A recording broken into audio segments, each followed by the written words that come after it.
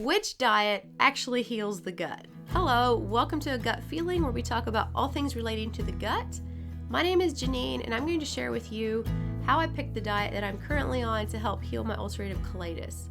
Now, as many of you know, when you go on the internet and you're trying to search for information, you're going to get a lot of conflicting ideas and information. Take diets, for instance. You have diets like the keto diet, you have the bone broth diet, which is similar to the keto diet. You have GAPS, you have specific carbohydrate diet, you have raw food diet, vegan diet, and the list goes on and on and on. And you will most likely find people in every group that will say, this diet saved my life. So how do you sort through all this and find out which diet is right for you? I'm going to share with you why I chose a diet that I'm currently doing and how it has been giving me incredible results. But before we jump into it, I want to clarify that I'm not a doctor or a dietitian. All the information that I'm giving is just based on my personal experience, so before you make any changes to your diet or supplements, I recommend that you go speak with your doctor first. So once again, you have all these diets and it can be really confusing. So while many of these diets do have their benefits and there are people that are managing their IBD, leaky gut, and so on, is there one that's better than the others? Now, like I said before, I can't answer that for you, but I will share why I chose a diet that I did because I have tried many of these diets. So it's known that when you take carbohydrates out of your diet, it helps reduce inflammation. That's why diets like keto, carnivore, and so on do very well because they help reduce inflammation and they make you feel better. Now, when I tried these diets, when I completely eliminated carbs and just tried to stick to a very low carb diet, I would always feel better. As far as my ulcerative colitis, I usually wasn't running to the bathroom as much, but it did seem like there was kind of mixed results. And I wasn't completely happy with it. But the thing that was harder for me was it just didn't seem like a lifestyle I could maintain for years and years and years. All right, so I have 3 reasons that pointed me to the diet that I'm currently on. So number 1, diets that are so restricted in carbs don't feel sustainable for me and my personality. If I'm looking at a lifestyle change, I just can hardly accept eating only meats and low-carb vegetables for the rest of my life. Now, I know there's a little bit more leeway than just that, but that's basically wraps up the picture. Being that I'm a Christian, I personally believe that all food groups were created by God for us to enjoy. Now, I know that we as humans have possibly messed up some of these food groups. Speaking of grains specifically, that can really mess up our gut. But looking at original food groups in their pure whole form, I personally believe we were meant to enjoy all of these. So with all this in mind, it just seemed like these extreme low-carb diets just didn't fit my personality and were kind of out of the question for me. Secondly, I've done a lot of research and following other people's journeys, and I've come to realize how hugely important a balanced gut microbiome is. When gut bacteria gets out of whack, our bodies really suffer, especially those of us with IBD. I believe that a bad gut microbiome is the root cause behind many IBD issues. And so from research I have done, testimonies that I have read, and things that have personally happened to me, I believe highly fermented foods like kefir yogurt and fermented vegetables are vital for optimal gut health. I decided that these foods needed to be central for my healing, and many diets actually eliminate them, especially like some dairy products like yogurt. Now, before you jump off the video when you hear yogurt, just give me a second. I'm not talking about the store-bought yogurt. I'm talking about a different kind of yogurt that is ever so much better for your gut, and a lot of people can actually tolerate it that can't tolerate dairy in general. So point number 3 that led me to the diet that I'm currently on, there were 2 diets that were continually being recommended in my research. And they were the 2 most popular diets that seemed to be getting the most consistent results for IBD patients. These 2 diets were GAPS and the specific carbohydrate diet, which the book is called Breaking the Vicious Cycle. So what these 2 diets do, GAPS and specific carbohydrate diet, which I'll refer to as the SCD diet, it's basically an elimination diet where you get rid of all food and all supplements except for a very small group of food that is known not to really irritate the gut. You start off on an intro diet with a very small variety of food, and then as your symptoms begin to improve, you slowly add foods back in to your diet. As your gut heals, it can tolerate more and more foods, and sometimes you'll add a food back in, you can't tolerate it, and so you have to let it go for another week or so, try it again, and if your gut can tolerate it, then you can move on to the next thing. So the GAPS diet was actually built off the specific carbohydrate diet. This book is a lot more detailed and precise, and it can actually be pretty overwhelming, at least for me. There's a lot of little minute details that she encourages you to do, and there's just so much information, it's almost overwhelming to absorb it all and just to get going. That's how I felt. I have tried it some, and it definitely is an incredible diet if you have the mindset and the willpower to do it. Now, the specific carbohydrate diet is a diet that GAPS was built off of.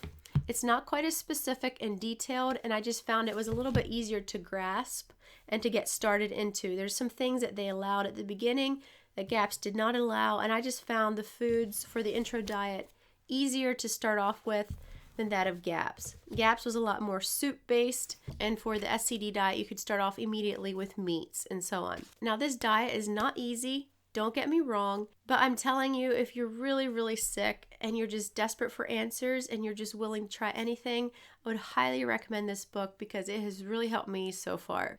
I have heard a lot of references to this book.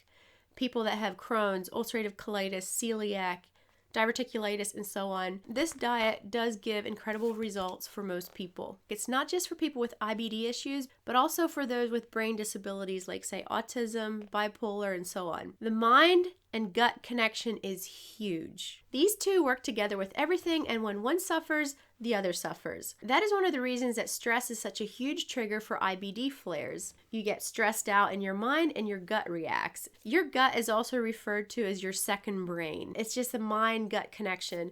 And so there's definitely interesting research on what these diets have done for children with autism and so on. But we're not here to talk about autism, we're here to talk about IBD. Before we jump into a little bit more of the details of this book, I just want to say that GAPS is an incredible book and I would highly recommend it. I'll have links to both books in the description. If you're looking for a little bit more of a detailed, explicit plan and that's what you thrive on, GAPS might be better for you.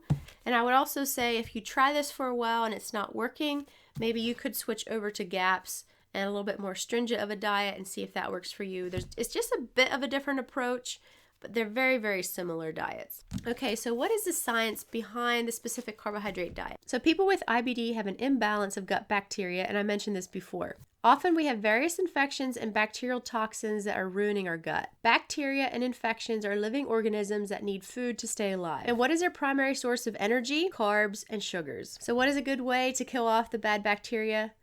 It's not to feed them carbs and sugars and to essentially starve them. And that is why so many effective diets will eliminate carbs and sugars. In order to get our health back, we need to get rid of infections and bad gut bacteria so our body can start to heal. And one of the many steps of fighting them is to starve them and thus not feeding them carbs. So if we're supposed to starve gut bacteria, then why does the SCD diet allow things like honey and bananas? And remember how previously I had mentioned that I just felt like I couldn't stick to a super low carb diet? So it feels like we're contradicting each other here, right? Well, let me explain to you how the specific carbohydrate diet works. It's just as its name suggests.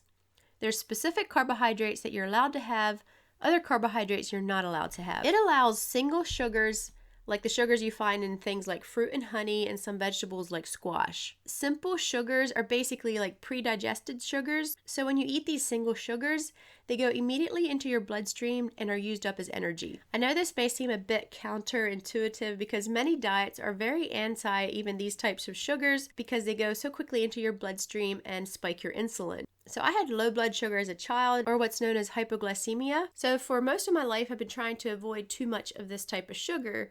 So when I started this diet, it seemed a little bit counterintuitive to me. So a person needs to be careful of their sugar intake, but it's been working very well for me and I feel great. But anyway, let's get back on track. The majority of your gut bacteria lives in your large intestine, and so any food that didn't get digested by the body is passed on to the colon, and that is where the bacteria grows and flourishes. So now when we eat these simple sugars, they're immediately put into the bloodstream and used as energy, so none of these sugars get passed on to the colon, and thus the bacteria has no sugar and carbs to feed on.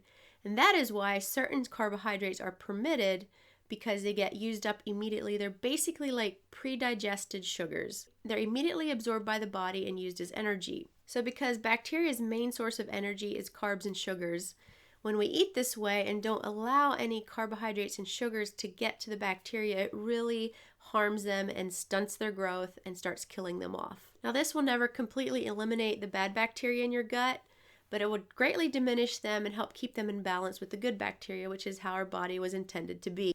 So you're probably curious what kinds of foods are actually allowed on the SCD diet. Now I'm going to warn you, if you're coming from the standard American diet, this is going to seem pretty radical and it's going to be difficult to jump into it right away. I have been on various restrictive diets, and after just suffering with my health for so long, it wasn't that difficult for me to jump into this diet. But I do encourage you to not give up. It is possible and it has helped a lot of people. Let me just read you a testimony from this book. The author of this book was not the one who actually came up with the diet. There was two different doctors by the name of Sidney and Merle Haas, and they're the ones that came up with the original specific carbohydrate diet, and this book was written off of that. So the author of this book writes, in 1958, we took our 8-year-old daughter to the doctor's Haas. I keep saying Dr. Haas. 3 years before she had been diagnosed by a specialist as having incurable ulcerative colitis, and her condition was deteriorating. The years of treatment with various medicines, plus innumerable other medical approaches, had been unsuccessful and surgery seemed imminent. The doctor's Haas placed her on the specific carbohydrate diet, and within 2 years she was free of symptoms. She returned to eating normally after another few years and has remained in excellent health for over 20 years. Many students, friends, and others whom I have seen in my practice who were suffering from ulcerative colitis, Crohn's disease, celiac disease, the celiac disease that's not cured by a gluten-free diet, diverticulitis, and various types of chronic diarrhea have tried the Haas diet, and most of them are now free of their respective diseases. How incredible is that? The point of this book is basically that you go through this eating plan until you are healed, and then you slowly start introducing normal foods back into your diet, normal healthy foods. For many people, a year does the trick.